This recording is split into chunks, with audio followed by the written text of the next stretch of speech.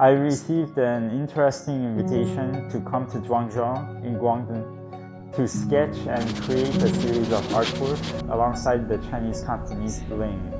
The first time I heard about Zhanjiang, I was actually not sure what to expect because very few Chinese coastal cities actually fully embrace the ocean. However, I discovered a city truly built around the bay, offering a sea as background no matter where you stand in the city.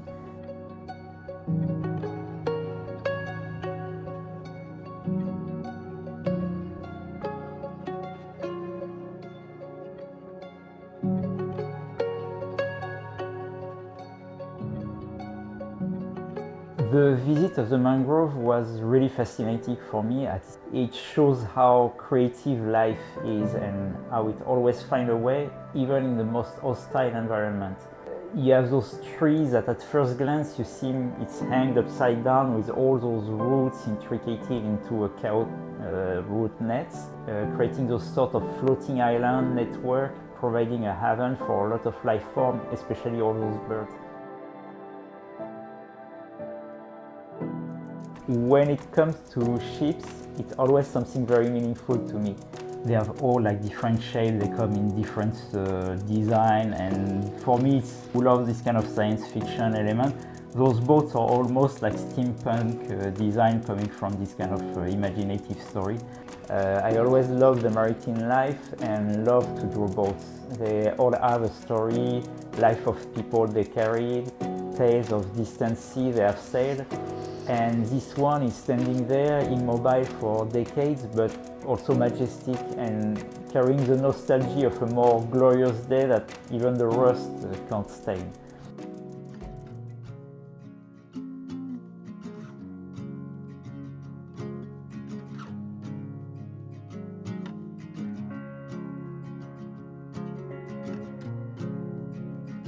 Before to enjoy the oysters and some seafood, I love the visit that we made to the market.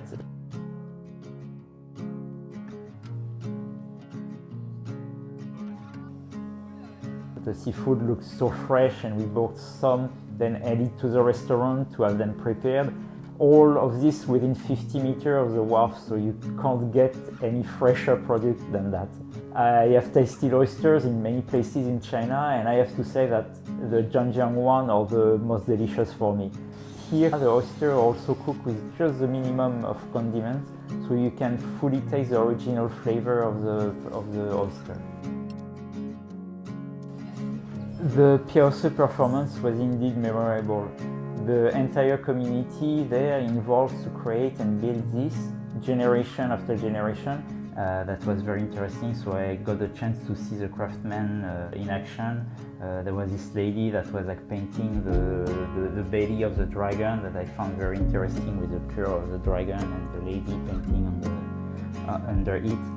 And when it's all put together, standing there with the kids like flying in mid-air around the dragon figure, you feel you're witnessing some sort of mystical apparition erupting in your modern life. In a way, it reminds me a bit, in my hometown, the Machine de Lille in Nantes. But here, you have it fully inspired by 1,000-year-old culture, which have immense imagination for all those sort of magical apparitions like that one. Lin was indeed not just a guide. He invited me to discover through his eyes the story behind the visible facade of the city. We decided to meet in the Xiashan district, and I could hardly miss him as he was already there painting in front of the church. So it was a very warm and friendly first encounter.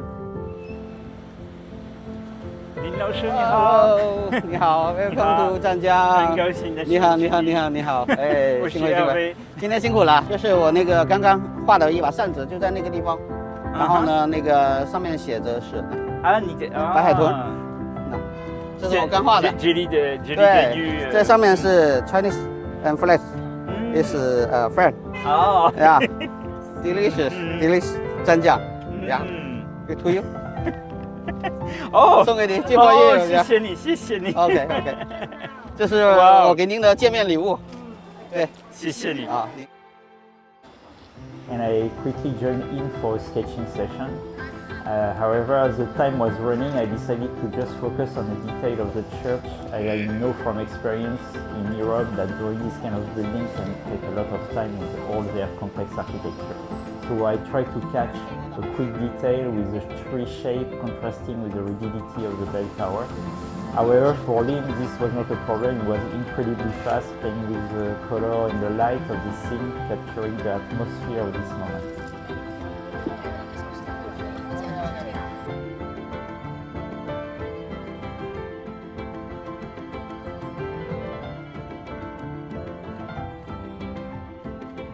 We stopped in different places, and what struck me was his spontaneity when it comes to draw the life around him. He really focused on capturing the moment, like when we stopped for a coffee and he just started sketching, the barista even improvising with coffee as if it was watercolor.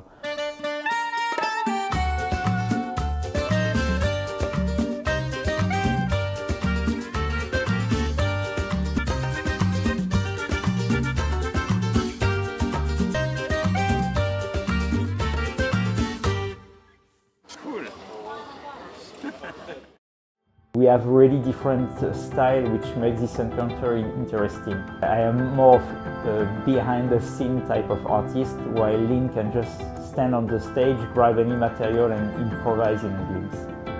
What I love in this place was actually this fusion between the old architecture full of French vibes and the life that has been populating those streets, making both inextricable, like the tropical trees that grows around the rocks, and you don't know where is the rocks, where is the roots. And of course you have always more depth than what the eye can catch at the first sight. At some point we decided to leave the main avenue, very animated but also more commercial, for the back street, where you can find the authentic life of the Chicken Hall Street. I kept taking photos there, detail of the entrance, a balcony where a woman was watering some plants, or some pillar covered with vegetation. You can feel like you're back in time there, witnessing those old buildings, handling the weight of the years, and with people carrying on with their life in the middle of those stones that must have so many stories to tell. That's typically what inspires me to sketch while I travel and discover new places.